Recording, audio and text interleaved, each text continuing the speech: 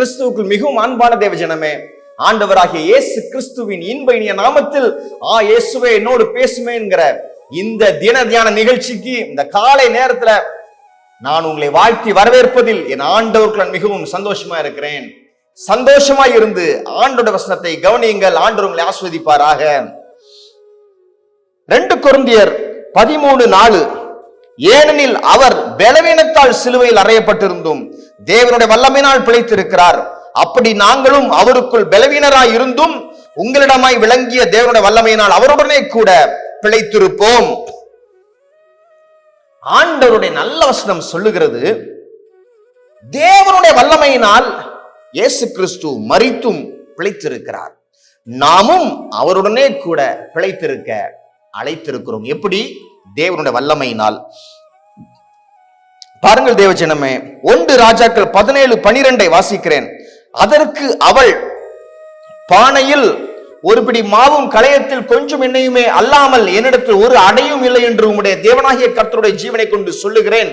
இதோ நானும் என் குமாரனும் சாப்பிட்டு செத்து போக அதை எனக்கும் அவனுக்கும் ஆயத்தப்படுத்துகிறதற்கு 2 விறகு பொறுக்குகிறேன் என்றால், எலியா சாரிபாத் என்கிற அந்த ஊரில் உள்ள ஒரு விதவை வீட்டுக்கு போய் அங்கு அந்த விதவையாலே பராமரிக்கப்படுகிறார். பராமரிக்கப்படும் பொழுது அந்த அம்மா சொல்றாங்க, ஐயா என்கிட்ட வந்து கேக்குறீங்களே, பானையில ஒரு பிடி மாவும் களையத்தில் கொஞ்சம் எண்ணெய் தான் இருக்குது, இதை நானும் என் பையனும் சாப்பிட்டுட்டு செத்து போறதுக்காக நாங்க பிளான் பண்ணிட்டு இருக்கிறோம். எங்கிட்ட வந்து நீங்க கேக்குறீங்களே, ஆண்டவர் பேசினாரா, ஆண்டவர் தான் பேசினாரா அப்படின்னு கேக்குறாங்க. பாருங்க என்ன நடந்தது. 1 ராஜாக்கள் 17:16, கர்த்தர் எலியாவை கொண்டு சொன்ன வார்த்தையின்படியே பானையிலே மா செலவழிந்து போகவும் இல்லை, கலசத்தின் எண்ணெய் குறைந்து போகவும் இல்லை. பாருங்க, இது மனுஷ வல்லமையினால கூடுமா? மாவு குறையாம இருக்குது, எடுக்க எடுக்க என்ன வந்துட்டே இருக்குது, எடுக்க எடுக்க. இது மனுஷனால கூடவே கூடாது. இது மனுஷனுடைய வல்லமை அல்ல, தேவ வல்லமை. எவர் இன்க்ரீசிங். ஹல்லேலூயா. ஓட ஓட களைச்சு போகும், அதுதானே. ஓட ஓட ஸ்ட்ரென்த் அப்படியே இருக்குமா? இருக்காது, மனுஷ வழக்கத்தின்படி. ஆனால் தேவ வல்லமையின்படி ஓடிட்டே இருக்கலாம். ஆண்டவர் சொல்றாரு, ஹல்லேலூயா. ஆண்டவரே ஓடி களைச்சிட்டேன், அது மனுஷ வல்லமை. ஆண்டவரே எவ்வளவு ஓடினாலும் நான் களைச்சு போக மாட்டேன், இது தேவ வல்லமை. இந்த தேவ வல்லமையை காலை நேரத்தில் ஆண்டவர் உங்களுக்கு கொடுக்கிறார். தேவஜனமே, இந்த தேவ வல்லமையினால் நீங்க பிழைத்திருப்பீங்க. ஹல்லேலூயா. எஸ்.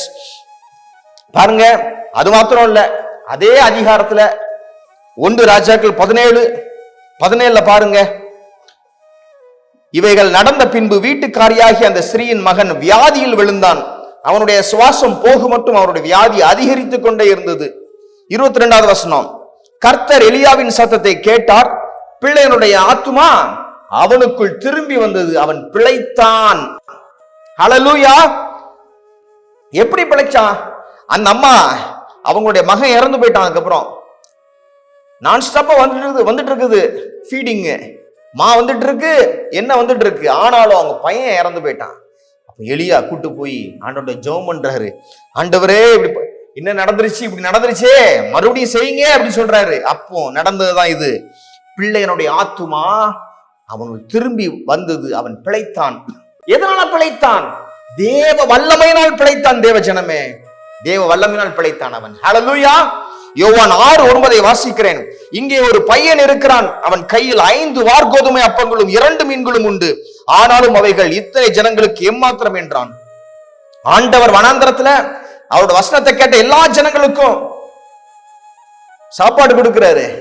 அப்பொழுது பாருங்க, ஒரு பையன் எடுத்து கொடுக்கிறான், இதெல்லாம் 5 வார்கோதுமை அப்பங்களை 2 மீன்களை கொடுக்கிறான். கொடுக்கும் பொழுது அந்த பையனுக்கும் திருப்தியா இருந்தது, வந்திருந்த ஆயிரக்கணக்கான ஜனங்களும் அதை சாப்பிட்டு திருப்தி அடைஞ்சாங்க. ஹல்லேலூயா.